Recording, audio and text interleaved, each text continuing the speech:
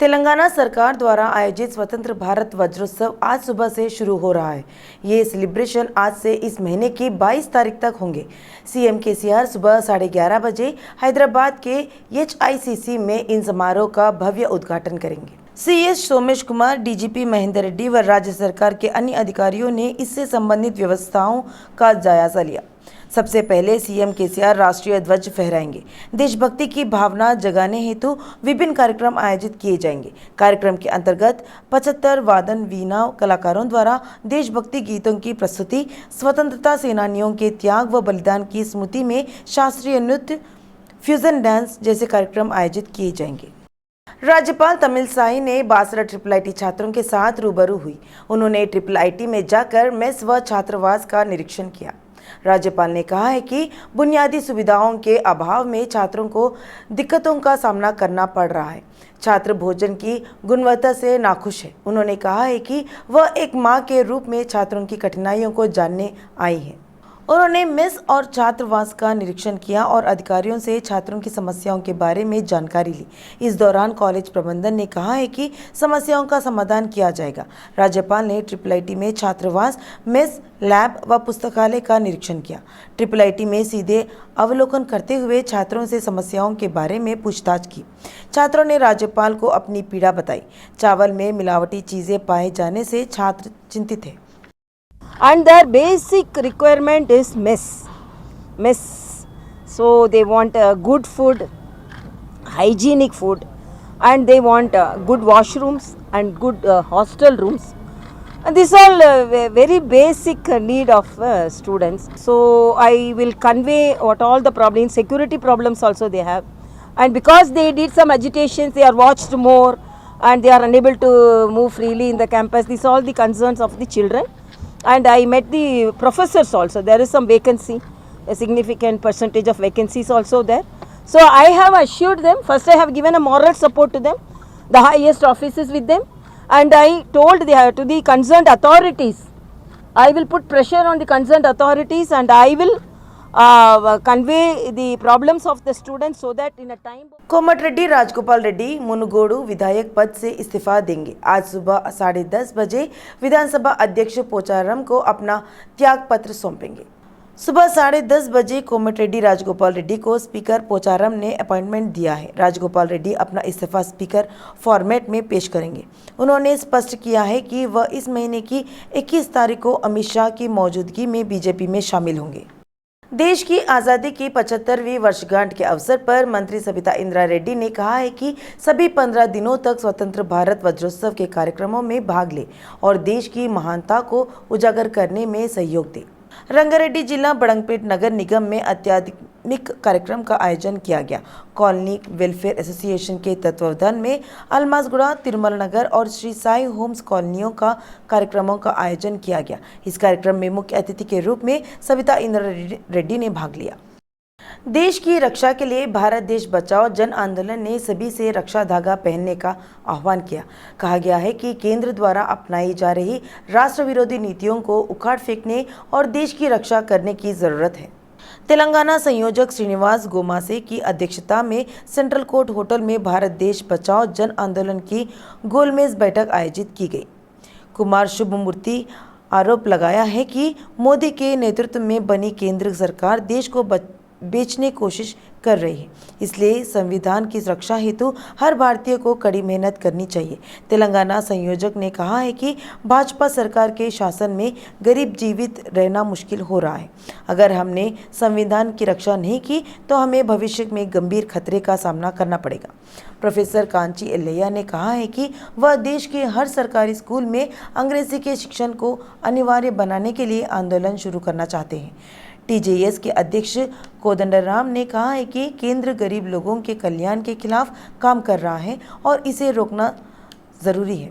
उन्होंने दुख व्यक्त किया है कि देश में आर्थिक स्थिति पूरी तरह से खराब हो गई है। इस कार्यक्रम में जेसी राजू, भरत वाघमारे, गोलापल्ली, दयानंद राव, एक्सक्यूरी राजमल्लू और दुर्गम राजेश ने भाग लिया।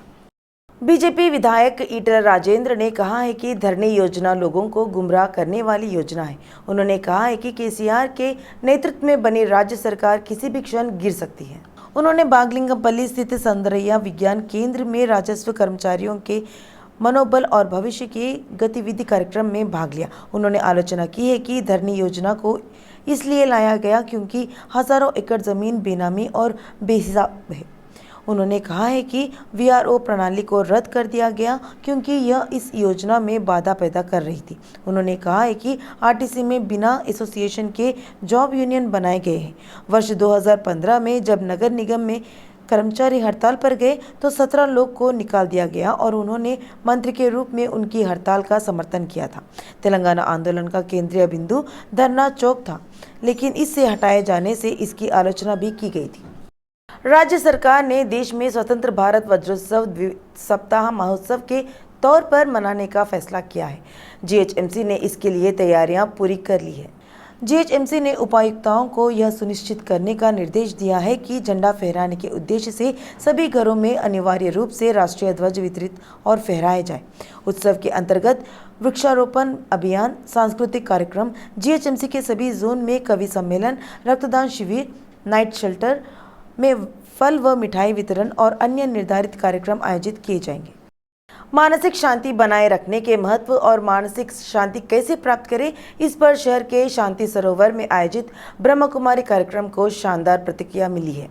कार्यक्रम में मुख्य अतिथि के रूप में राजयोगिनी आशा दीदी और राजयोगिनी कुलदीप दीदी उपस्थित थी। एक आदमी मन की शांति को कैसे प्राप्त कर सकता है, इस पर उन्होंने जानकारी दी। उन्होंने कहा है कि वर्तमान समाज में अशांति और अहिंसा फैल रही है। वहीं जब लोग जागते हैं तो ईश्वर के स्मरण से ही शांति होती है।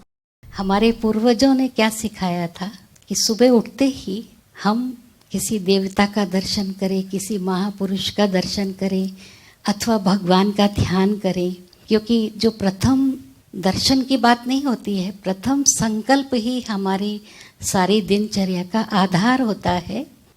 जैसे ही उठते हमारा पहला पॉजिटिव थॉट हो, सबसे पहले हम परमपिता परमात्मा को गुड मॉर्निंग करें।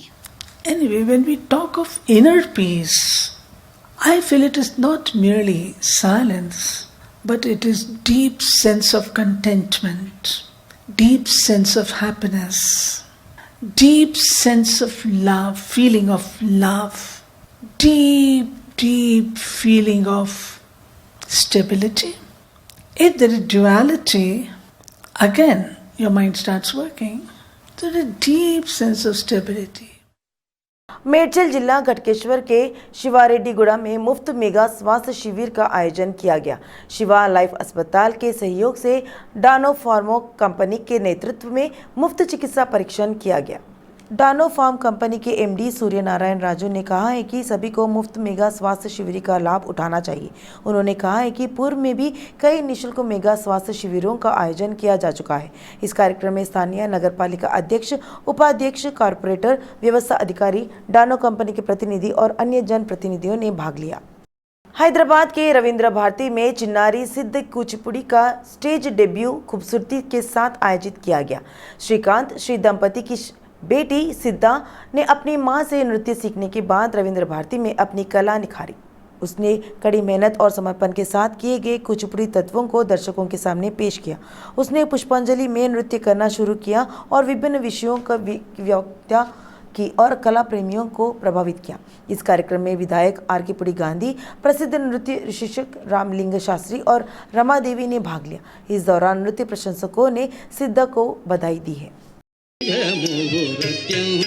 अपरिमित नृत्यानुकूल मखिल सत्यं सत्यन्तमपरिमित नृत्यानुकूल मखिल सत्यं सत्यन्तमपरिमित नृत्यानुकूल मखिल सत्यं सदावालनित्यन्त।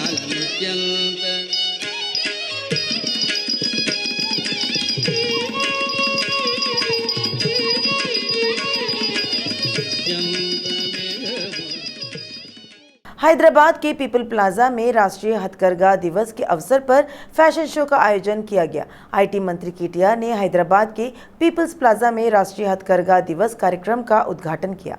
सप्ताह भर चलने वाली राष्ट्रीय स्तर की हथकरघा प्रदर्शनी का शुभारंभ किया गया। इस प्रदर्शनी में आंध्र प्रदेश, कर्नाटका और तमिलनाडु सहित तेलंगाना के बुनकरों और सहकारी समितियों द्वारा स्टॉल लगाए गए।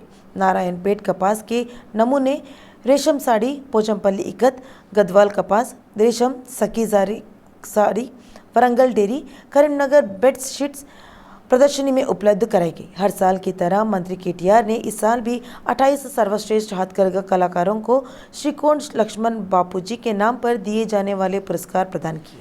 Banjara Hills PVR RK cinema flex theatre में तनाव की स्थिति पैदा हो गई। कल दोपहर 1:15 शुरू होने वाला सीताराम का मूवी शो 1.5 घंटे तक शुरू नहीं हो पाया। प्रबंधन ने कहा है कि तकनीकी समस्या के कारण शो रद्द किया गया। इस पर दर्शकों में गुस्सा फूट पड़ा और दर्शक व प्रबंधन के बीच बहस हुई। प्रबंधन ने कहा है कि वे इस क्रम में आपकी राशि वापस कर देंगे, लेकिन कर्मचारियों के साथ उनका यह कहते हुए विवाद हो गया कि उन्होंने रविवार की छुट्टी का समय बर्बाद कर दिया है। दर्शकों के नहीं मानने पर थिएटर स्टाफ ने पुलिस को सूचना दी। सूचना मिलते ही पुलिस थिएटर पहुंची।